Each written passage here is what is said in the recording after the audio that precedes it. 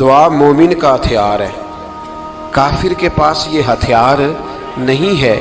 مومن جب اپنے مالک کے حضور دعا مانگتا ہے نا، دنیا میں آپ کسی سے زیادہ مانگیں تو وہ ناراض ہو جاتا ہے۔ وہ کہتا ہے بھائی تو نے تو کام بنا لیا ہے، کل بھی دیا تھا، پرسوں بھی دیا تھا، روز روز تجھے کون دے؟ میرے نبی پاک علیہ السلام نے فرمایا جو اپنے رب سے زیادہ مانگتا ہے رب اس سے زیادہ راضی ہوتا ہے، زیادہ راضی ہوتا ہے۔ اب دعا مخصوص اوقات نہیں دعا کے، فرمایا اذا دعان، جب بھی دعا مانگو گے تمہارا رب تمہاری دعا کو، جب بھی دعا تو دعا کرتے رہنا چاہیے، ہر وقت دعا میں بندہ شامل رہے، اللہ کے ذکر میں شامل۔ یہ جو قرآن مجید نے کہا نا یا ایھا الذین آمنوا اذکروا اللہ ذکرا کثیرا، اے ایمان والو اپنے رب کا ذکر کثرت سے کرو، وسبحوہ بکرۃ واصیلا، اور صبح و شام اسی کی پاکی بیان کرو۔ تو اس سے مراد یہ نہیں ہے کہ تسبیح لے کے سارا دن مسجد میں بیٹھے رہو اور کام کوئی نہ کرو، بلکہ اس کا مطلب یہ ہے کہ روٹی شروع کرو تو اللہ کے نام سے، اختتام کرو تو اللہ کے نام، سو جاؤ تو رب کا نام لے کے، سویرے اٹھو تو اللہ کا نام لے کے، جب تمہیں کوئی چیز اچھی لگے تو ماشاءاللہ کہو، جب کوئی مصیبت آئے تو کہو انا للہ و انا الیہ راجعون۔ تو سارا دن اللہ کا ذکر جاری رہے گا۔ نبی پاک صلی اللہ علیہ وسلم نے مسلمان کو ایک دوسرے سے ملنے کا طریقہ بتایا۔ مصیبت آئے تو کیا کہنا ہے؟ صرف فوتگی پہ نہیں کہنا، اس کی وضاحت کر دوں۔ کوئی بھی الذین اذا اصابتہم مصیبہ، جب بھی کوئی مصیبت آئے، اللہ کے بندے کہتے ہیں ہم اللہ کی طرف سے آئے ہیں اور اللہ کی طرف ہی ہم نے لوٹ جانا۔ تو میرے عزیز ہر وقت اللہ کا ذکر جاری رہے گا، ہر وقت زبان پہ رب کریم کا۔ دیکھیں نا نبی پاک علیہ السلام نے ہمیں ملاقات کا طریقہ بتایا۔ ایک صحابی آئے تو انہوں نے آ کے کہا السلام علیکم، نبی پاک علیہ السلام نے فرمایا رب تعالیٰ نے اسے 10 نیکیاں عطا فرمائی ہیں۔ دوسرے آئے تو انہوں نے کہا السلام علیکم ورحمۃ اللہ، تو محبوب فرمانے لگے، امام بہقی نے اس کو لکھا ہے، محبوب فرمانے لگے رب کریم نے اسے 20 نیکیاں عطا فرمائی۔ ایک اور آئے، عرض کیا السلام علیکم ورحمۃ اللہ وبرکاتہ، محبوب فرمانے لگے اللہ نے اسے 30 نیکیاں عطا فرمائی۔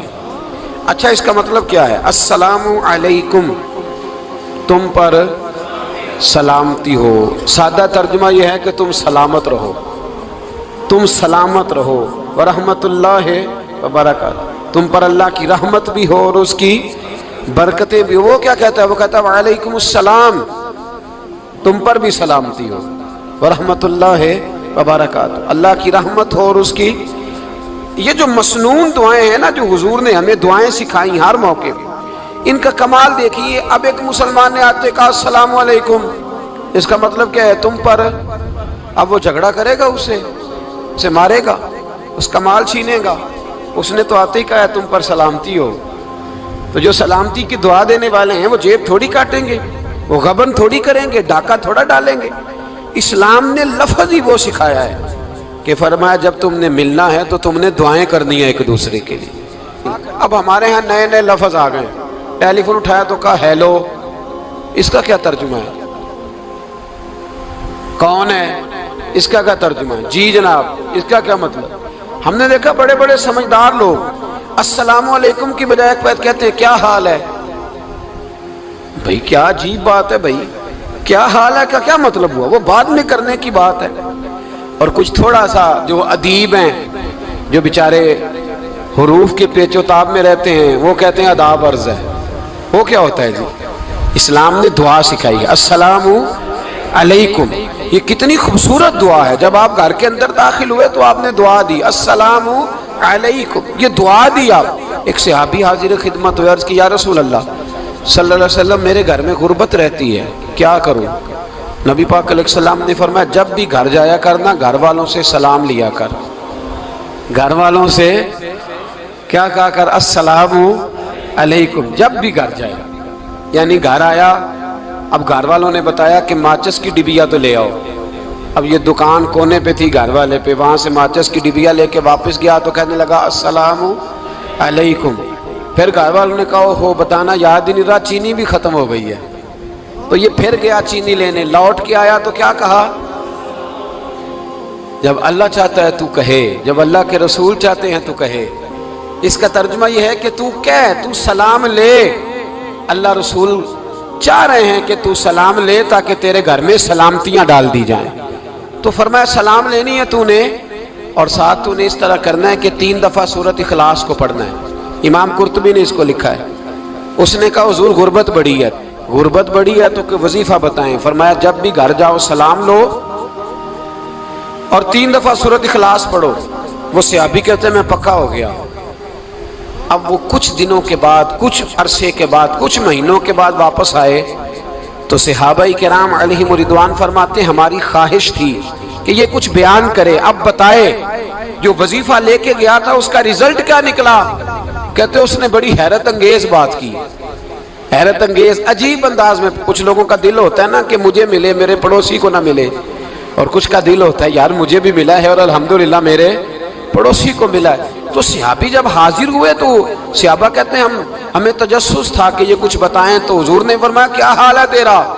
کہا یا رسول اللہ کمال ہی ہو گئی ہے حضور، میں جب بھی گھر جاتا ہوں سلام لیتا ہوں اور 3 دفعہ سورۃ اخلاص پڑھتا ہوں. میں تو امیر ہو ہی گیا ہوں، میرے تو ہمسائے بھی امیر ہو گئے.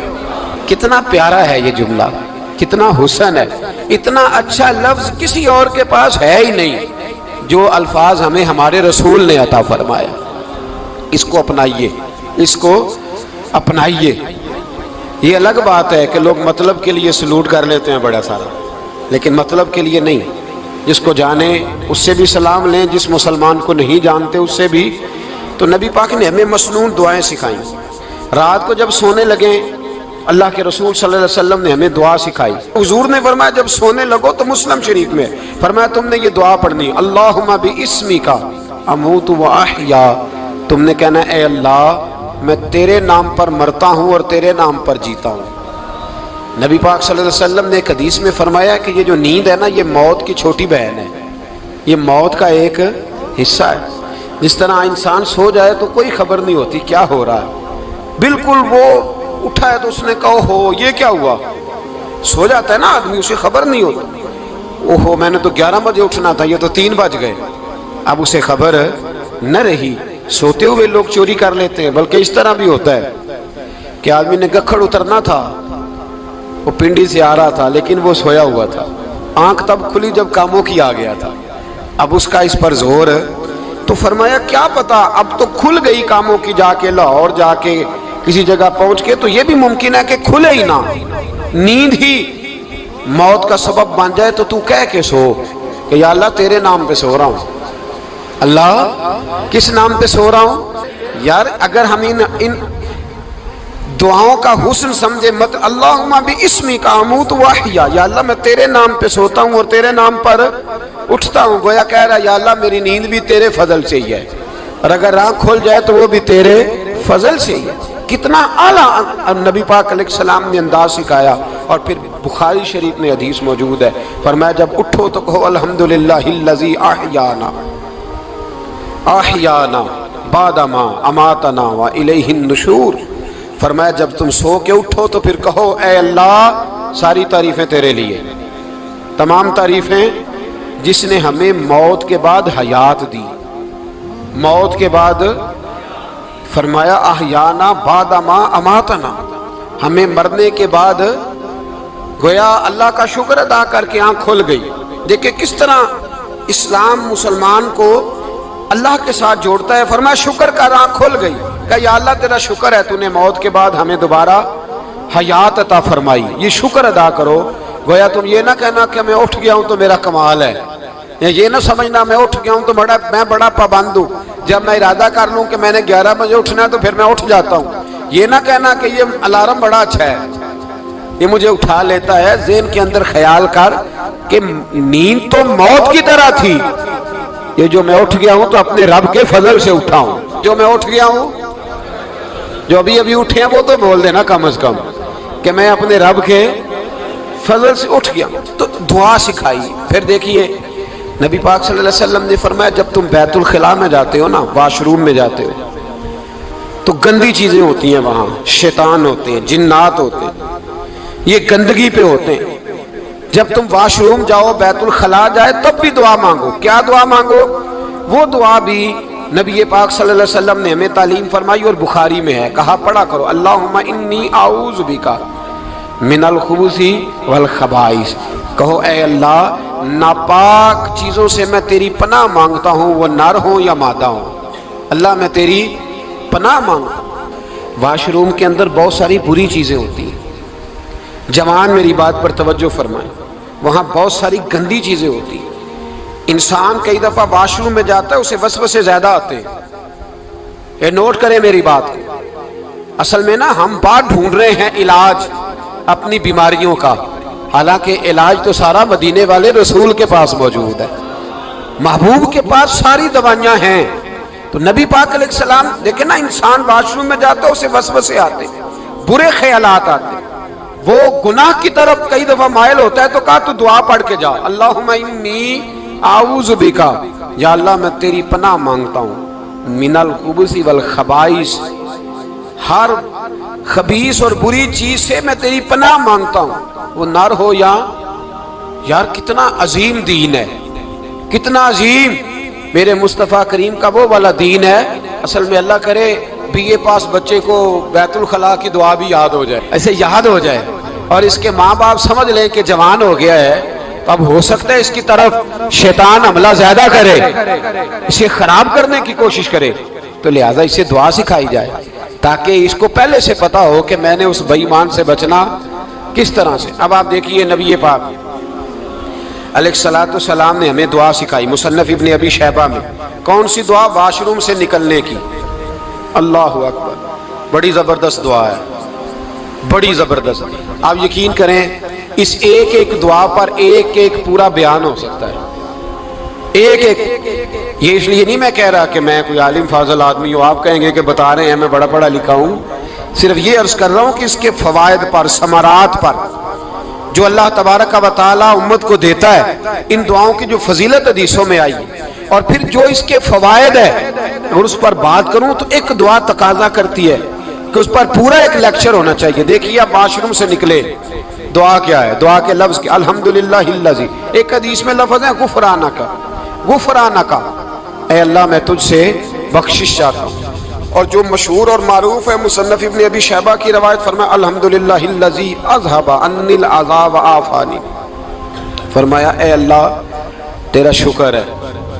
واش روم سے نکلا ہے تو کہہ رہا ہے یا اللہ تیرا شکر ہے، تو نے مجھ سے اذیت دور کی، وعافانی، اور تو نے مجھے عافیت عطا کر دی، اذیت دور کر دی اور عافیت۔ بولیے، واش روم سے نکلا ہے تو کیا کہتا ہے؟ یا اللہ تیرا شکر ہے، تو نے مجھ سے اذیت دور کر دی اور مجھے عافیت۔ ڈاکٹر حکیم ہومیوپیتھک ایک چیز پر متفق کم ہوتے ہیں، پتہ ہے نا آپ کو، لیکن اس بات پر سب کا اتفاق ہے کہ اگر کسی کو قبض ہو جائے نا تو شاید 70 یا 72 بیماریاں لگ جاتی ہیں اس کو۔ اور جب آدمی کو قبض ہوتی ہے نا، پیٹ کے اندر فضلہ جم جاتا ہے، خارج نہیں ہوتا، اس کو اعصاب کی بیماری ہوتی ہے، اس کے ذہن پر اثر ہوتا ہے اس چیز کا۔ آپ یہ مت سمجھیں کہ کھانا کھانا ہی ایک کمال ہے، اللہ نے یہ بھی نعمت بنائی ہے کہ کھانا جب خارج ہوتا ہے تو وہ بھی اللہ کا بہت بڑا احسان ہے۔ تو فرمایا تو سمجھا ہی نہیں، اگر تجھے قبض ہو جاتی، تیرے پیٹ کے اندر وہ چیز جم جاتی، تیرے لیے کتنی تکلیف کا باعث تھی۔ ان لوگوں سے پوچھئے جو اس کے بیمار ہیں، اس کے مریض ہیں، وہ کتنی تکلیف میں رہتے ہیں، سر میں درد ہوتا ہے، سر چکراتے ہیں۔ ایک بہت بڑا روڈ ایکسیڈنٹ ہوا تو ڈرائیور سے لوگوں نے پوچھا کہ مسئلہ کیا ہے، تو کہنے لگا میں قبض کا مریض ہوں، تو میں کھانا کھا لیتا ہوں تو میرے ذہن پر وہ اس قدر زیادہ گیس کا غلبہ ہوتا ہے کہ میں سخت تکلیف میں ہوں۔ نبی پاک علیہ السلام نے ہمیں سمجھایا اور بتایا کہ سمجھ لو یارو، کھانا کھانے کی نعمت تو اللہ نے تمہیں عطا فرمائی ہے، لیکن کھانا کھانے کے بعد اس کا اخراج بھی اللہ کی بہت بڑی نعمت ہے، تو اللہ کا شکر ادا کرو۔ پھر جب آپ گھر سے نکلیں گے تو بھی اس کی دعا ارشاد فرمائی، بسم اللہ توکلت علی اللہ، اللہ کے نام سے گھر سے نکلتا ہوں اور میں نے بھروسہ بھی اللہ کے نام پہ کیا۔ جب گھر سے نکلیں تو کس کے نام پہ بھروسہ کریں؟ بولیے، حضرت رابعہ بصریہ رحمت اللہ علیہا آپ تشریف لے گئیں حج کرنے، جس دن واپس آئیں اپنا اونٹ کہہ گئی جاتی دفعہ، کہنے لگی اللہ میں تیرے حوالے کر کے جا رہی ہوں، اور بسم اللہ توکلت علی اللہ، بھروسہ بھی تیری ذات پہ ہے۔ جس دن واپس آئی نا، اسی دن کسی نے بتایا کہ اماں آج ہی تیرا اونٹ مر گیا ہے، تو اونٹ کے سرانے کھڑی ہو کے کہنے لگی مولا میں تو تیرے نام پہ، تیرے پہ بھروسہ کر کے گئی تھی، تیرے حوالے، میں تو تیرے گھر گئی تھی۔ تو لوگ کہتے ہیں اماں کے منہ سے لفظ نکلے تو اونٹ زندہ ہو کے کھڑا ہو گیا، کھڑا ہو گیا ہوں۔ تو اماں کہنے لگی نہیں تمہیں ہی غلطی لگی ہے، مرا ہی نہیں تھا، پہلے سے ہی موجود تھا، گویا اپنی کرامت بھی نہیں ظاہر ہونے دی۔ تو بھائی گھر سے نکلیں تو کس لفظ پر کہ یا اللہ میں تیرے بھروسے پہ نکل رہا ہوں، میں اس کے دو فائدے ہوں گے، ایک تو آپ اللہ کی امان میں جا رہے ہیں، اللہ کی امان میں آ رہے ہیں، اور دوسرا جس گھر کو آپ چھوڑ کے جا رہے ہیں اسے بھی اللہ کی امان میں دے کے جائیں۔ تو کتنا لذت والی دعا ہے جو نبی کریم علیہ السلام نے ہمیں سکھائی۔ اب ذرا حدیث سنیں خوش ہو کے، دیکھیں حضور نے دعا سکھائی، فرمایا جب دیکھ لو نا کسی کو ہنستا ہوا، کیا کرتا ہوا؟ ماشاءاللہ آپ تو ہنسنے لگے۔ جب کسی کو ہنستا ہوا دیکھو تو کہا کرو اضحک اللہ سنک، یہ دعا، یہ بخاری ہے، فرمایا دعا مانگا کرو جب کسی مومن کو ہنستے ہوئے دیکھو تو دعا مانگو اضحک اللہ سنک، اللہ تجھے ہنستا ہی رکھے، اللہ تجھے، بولیے، جل نہ جایا کرو کہ میں پریشان ہوں تو یہ ہنس کیوں رہا ہے، جھلا نہ کرو، بلکہ کیا کہا کرو اللہ تجھے ہنستا رکھے، اللہ تجھے۔ نبی پاک صلی اللہ تعالی علیہ وآلہ وسلم نے فرمایا، ترمذی میں حضرت اسامہ بن زید رضی اللہ تعالیٰ عنہ سے حدیث مروی ہے، حضور نے فرمایا جس نے کسی کے ساتھ احسان کیا اور جس پر احسان کیا، اگر اس نے یہ دعا پڑھ دی نا جزاک اللہ خیرا، تو فرمایا اس نے اللہ کی بھی پوری حمد کر دی اور محسن کا صحیح شکریہ بھی ادا کر دیا۔ کیا کہنا ہے؟ جزاک اللہ، اللہ تجھے بہترین جزا عطا کرے۔ اس کا ترجمہ کیا ہے؟ اللہ تجھے بہترین، کیونکہ حضور فرماتے ہیں من لم یشکر الناس ولم یشکر اللہ، جس نے بندوں کا شکریہ ادا نہیں کیا اس نے اللہ کا بھی شکریہ ادا نہیں کرنا۔ تو کیا کہنا چاہیے؟ جزاک اللہ خیرا۔ اور اگر اماں کہتی ہو بچوں کو انگریزی سکھانی ہے تو کیا کہنا ہے پھر؟ شکریہ ادا کرنے میں کیا کہنا ہے؟ Thanks, thank you. او خدا کے اس کا ثواب کتنا ہے؟ بولے انگریزی ایک زبان ہے، اس کو زبان ہی رہنے دیں گے۔